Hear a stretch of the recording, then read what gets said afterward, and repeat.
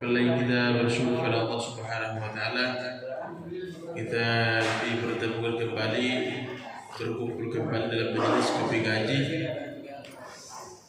Kemudian tentu kita bersolat kepada Rasulullah dengan ucapan Allahumma shalli ala Muhammad wa ala ali Muhammad. Alhamdulillah, mudah-mudahan kita pelajari sunnah-sunnahnya mengamalkan kehidupan kita, insyaallah pada hari kiamat kelak diakui sebagai umatnya dan insyaallah mendapatkan syafaatnya. Amin ya rabbal alamin. Kemudian selanjutnya kepada Pak Kiai, silakan kita ada pertanyaan ataupun apa yang punya pertanyaan silakan disimpan dulu nanti atau di WA langsung kepada Pak Kiai, nanti dibahas pekan depan. Demikian Pak Kiai.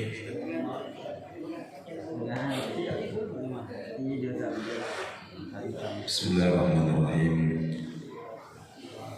Assalamualaikum warahmatullahi wabarakatuh.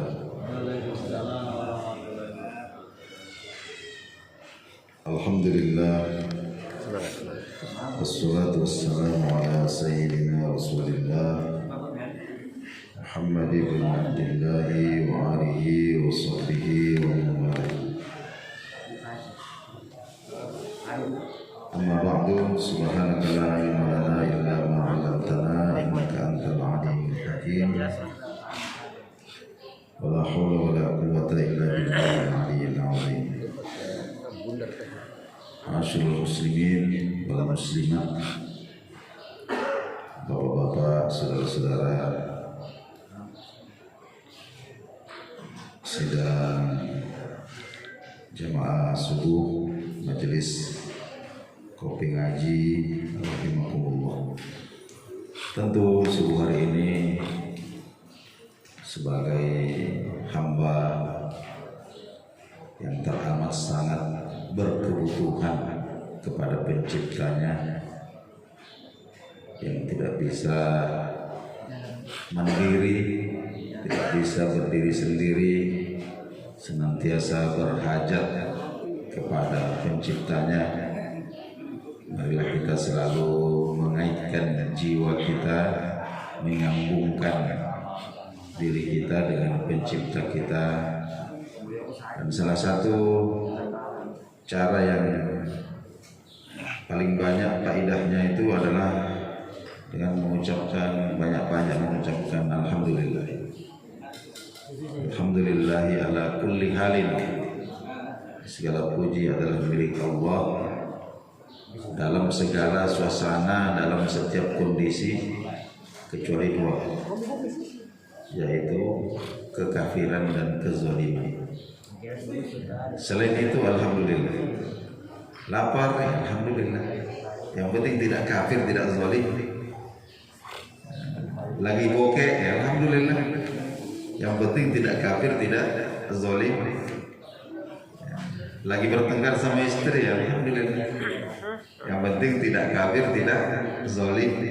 Nah itu ulama kita ajarkan itu. Alhamdulillah ala kulli halin, segala puji alhamdulillah untuk semua hal, semua situasi, kecuali kekafiran dan kezaliman.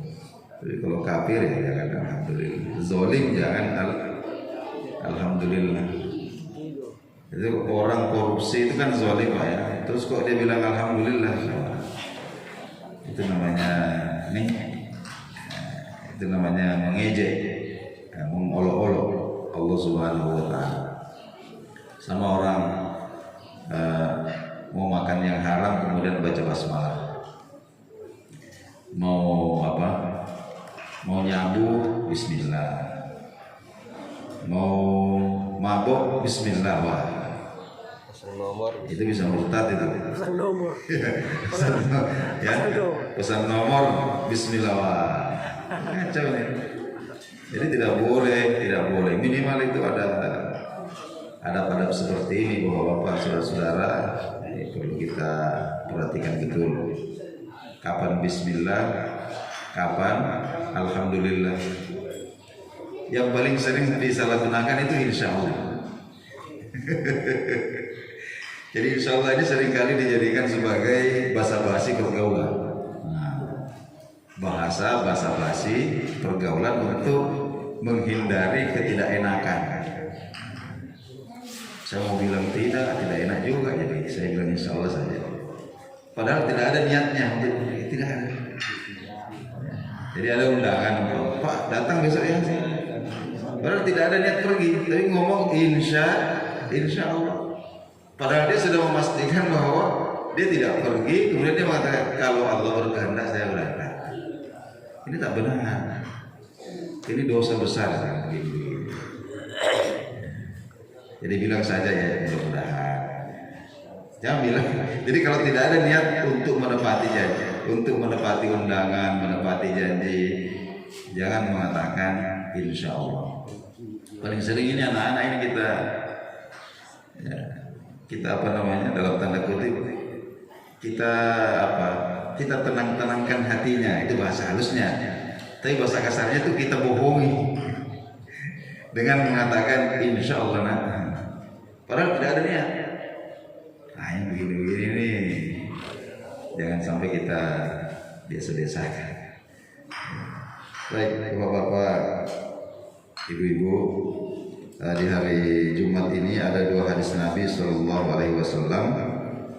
1 atau 2, nanti kalau terlalu panjang ya cukup 1 saja yang akan saya bagikan, masih dari kitab Rasail Minan Nabi Sallallahu Alaihi Wasallam.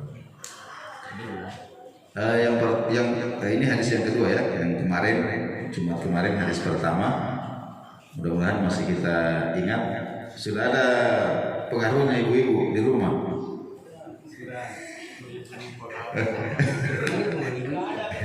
Oh tidak ada. Kacau sekali. Ya, jadi kemarin itu kita berbicara tentang mengapresiasi, memuji hal-hal yang baik, hal-hal kecil tapi baik. Ya. Istri di rumah, anak-anak di rumah, ada hal-hal yang baik positif, kita apresiasi dengan pujian. Ya. Jangan sampai anak-anak di rumah ini merasa salah terus, begini salah, begitu salah, tidak ada baiknya. Ya, jadi tebarkanlah energi positif dalam lingkungan kita dengan apa? Dengan membiasakan diri untuk memuji hal-hal yang baik. Hadis yang kedua, ini judulnya agak aneh. Muta'alliqun bi astaril Ka'bah. Artinya itu orang yang bergelantungan di kelambu Ka'bah. Kelambu itu kiswah ya, kain penutup Ka'bah itu. Orang yang bergelantungan di kain penutup atau kiswah Ka'bah. Nah, ini hadisnya singkat. Jadi ketika Nabi Shallallahu Alaihi Wasallam memasuki Makkah pada tahun penaklukan, ya, jadi pada tahun penaklukan kota Makkah, Nabi Shallallahu Alaihi Wasallam bersama tidak kurang dari 100, antara 100 sampai 125.000 sahabat masuk kota Makkah. Nah, ketika sampai di dekat Ka'bah itu, ada seorang sahabat yang kemudian tergopoh-gopoh menemui Nabi Shallallahu Alaihi Wasallam, lalu menyampaikan satu laporan. Inna bana Khattalin muta'alliqun di astaril Ka'bah, bahwa Ibnu Khattal ada bergantungan di kain penutupnya Ka'bah. Ibnu Khattal ada bergantungan di kiswah Ka'bah. Apa respon Nabi Shallallahu Alaihi Wasallam? Faqala, beliau bersabda, uqtuluhu, eksekusi dia, bunuh, ya, bunuh dia. Nah, ini hadis ini kalau kita baca begitu saja, wah memang ekstrim. Ya, Ibnu Khattal, ya Rasulullah, Ibnu Khattal lagi ada itu. lagi bergantungan di kiswahnya Ka'bah. Nabi kemudian singkat, beliau mengatakan bunuh dia. Nah, siapakah Ibnu Khattal ini? Kenapa di hari Fathu Makkah itu? Jadi saya ingin sampaikan sedikit kronologi bapak-bapak saudara-saudara sekalian. Ketika Nabi Shallallahu Alaihi Wasallam sampai di Ka'bah, maka yang pertama kali beliau lakukan itu adalah semua patung-patung berhala yang ada di sekitar Ka'bah dan yang ada di dalam Ka'bah, jumlahnya 300 lebih, itu beliau langsung perintahkan untuk dirobohkan. Ada beberapa yang beliau robohkan dengan tangannya sendiri. Kemudian beliau membaca ayat ja'al haqqu wa zahaqal batil. Telah datang kebenaran. Ya, hari ini kebenaran sudah menjadi fakta nyata dan kebatilan yang selama ini dipelihara, dibesar-besarkan sudah hilang hasilnya. Lalu semua orang berkumpul. Semua orang. Coba kita bayangkan pemandangan ini. Nabi Shallallahu Alaihi Wasallam berdiri ya di depan pintu Ka'bah. Ada Bilal di samping kiri beliau. Lalu semua orang-orang yang dulu mendustakan, mencaci, menghina, mengejek, mengusir, semua berkumpul bersikukuh di hadapan beliau, menunggu keputusan. Beliau masuk kota Makkah dengan 100 pasukan bersenjata. Makkah sudah secara mental sudah jatuh. Belum sampai Nabi di Makkah baru dengar berita. Baru dengar kalau nyala apinya ini tidak ada ujungnya. Kalau malam pergi, ini penduduk Makkah ini sudah drop. Banyak yang melarikan diri.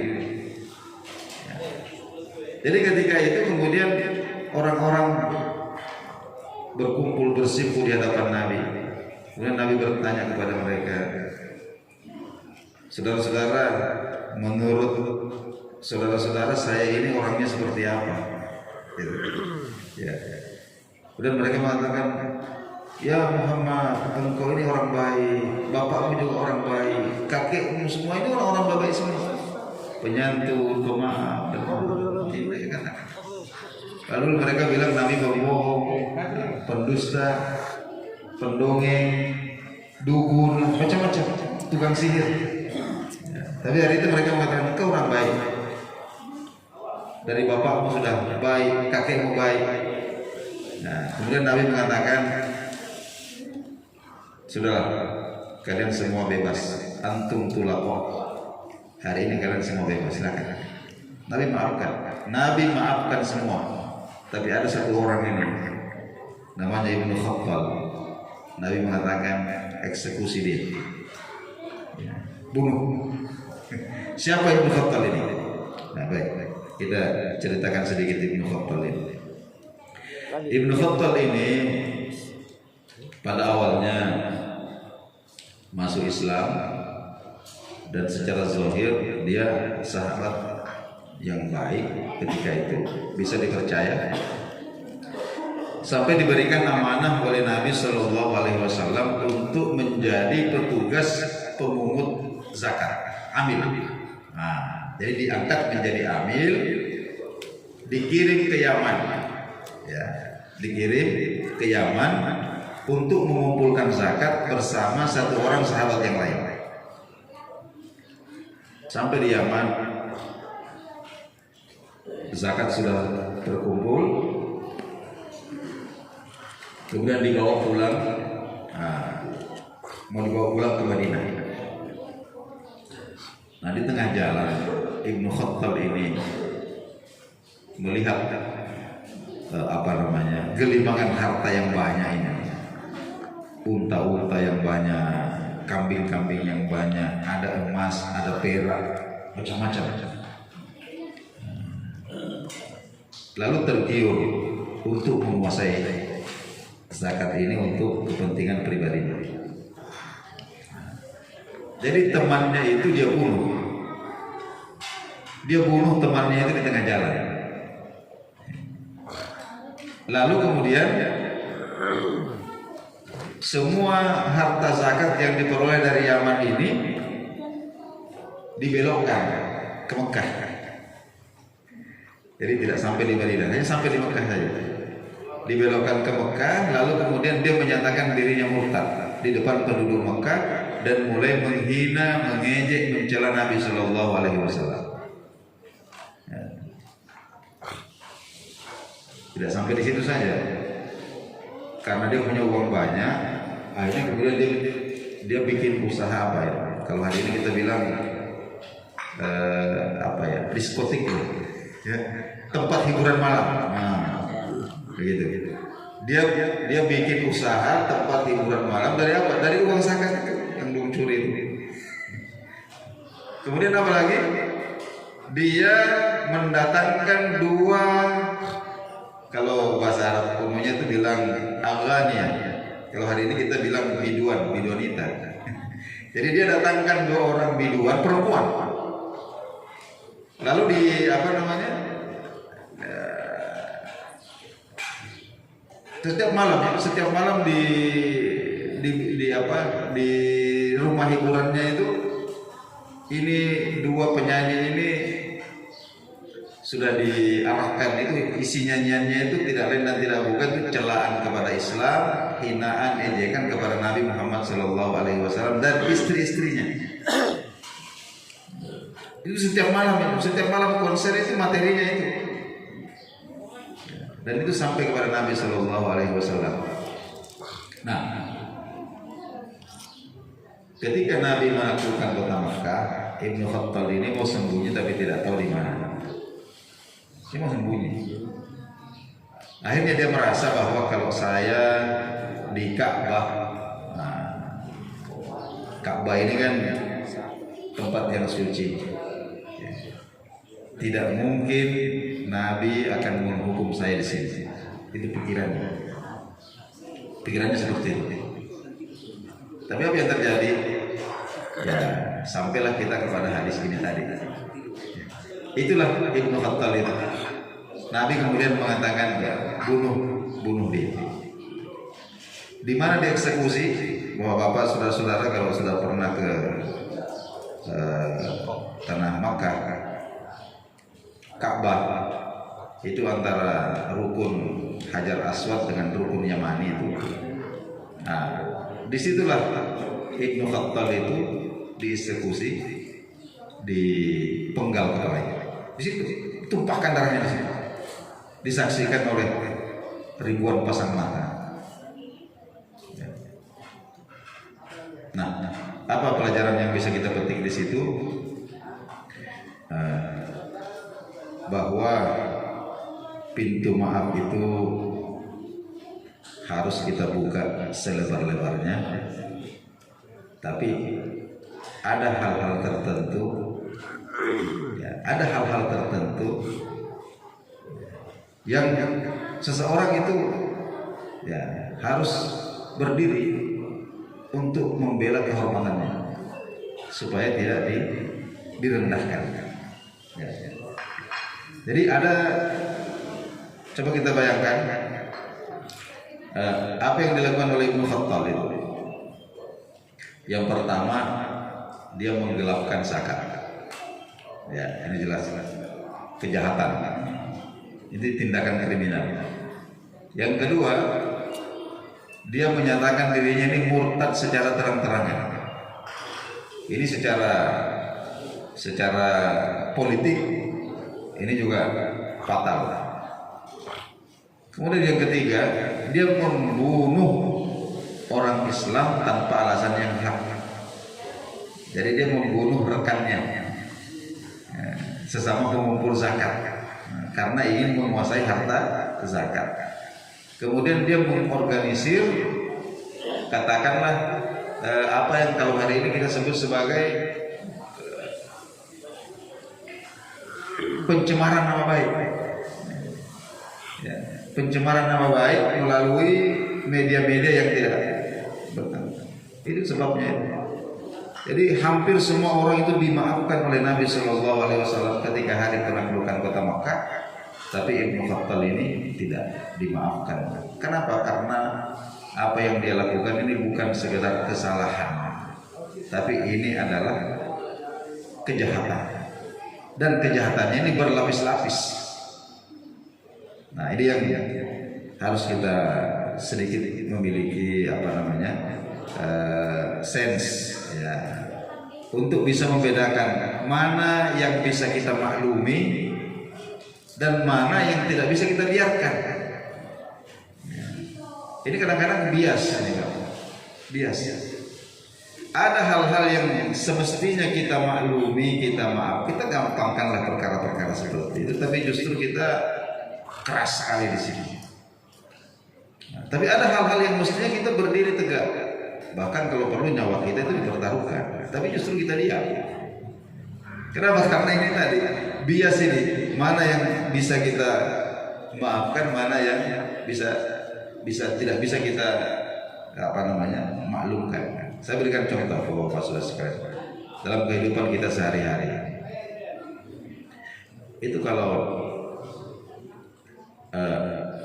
anak kita itu ada orang yang punya anak,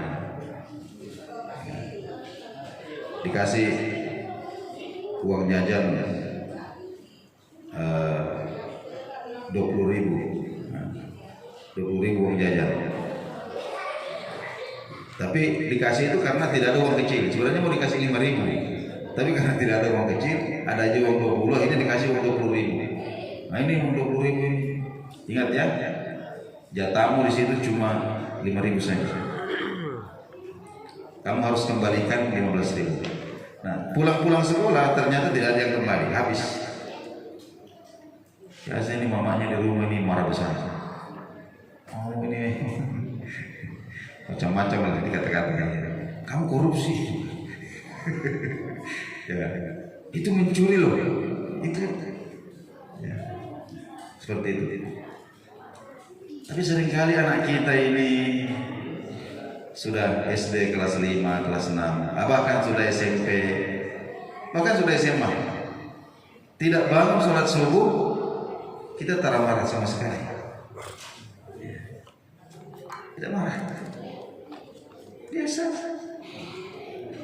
Kenapa kamu?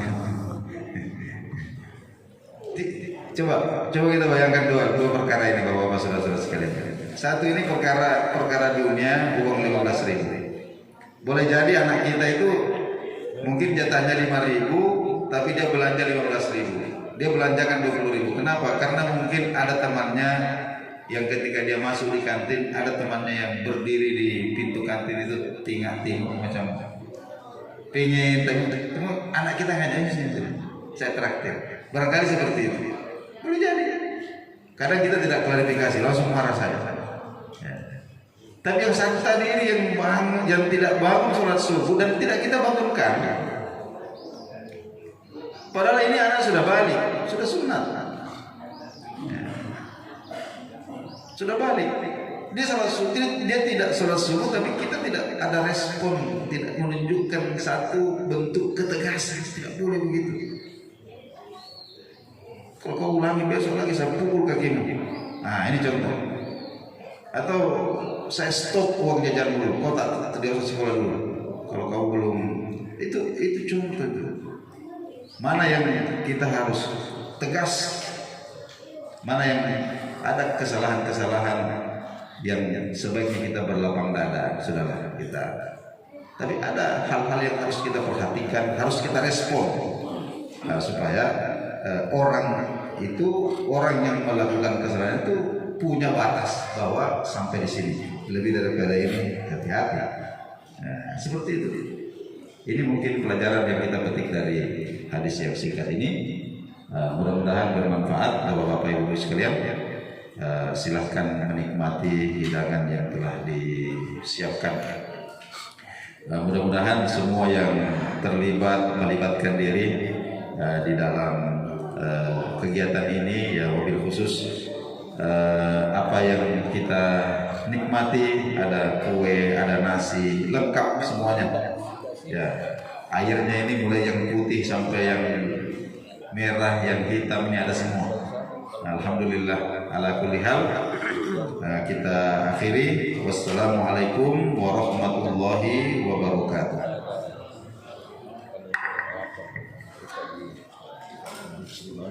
demikian apa yang telah kita dengar bersama, mudah-mudahan menambah ilmu kita dan bisa kita amalkan dalam kehidupan kita sehari-hari. Kemudian yang punya pertanyaan mungkin Bapak Ibu yang belum terlalu lengkap mungkin dirasa, silakan japri langsung ke Pak Kiai atau pada kami untuk dibahas pekan depan. Demikian, lebih kurangnya mohon dimaafkan. Jazakumullah khair jazak kepada yang terlibat dalam kegiatan ini. Mudah-mudahan Allah balas dengan kebaikan yang banyak. Terima kasih Bu Ibu Jumat berkah. Terima kasih semua. Mari kita tutup dengan doa kafaratul majelis. Subhanallah bihamdika asyhadu an la ilaha illa anta astaghfiruka wa atubu ilaik. Assalamualaikum warahmatullahi wabarakatuh. Waalaikumsalam. Jangan lupa lari pagi.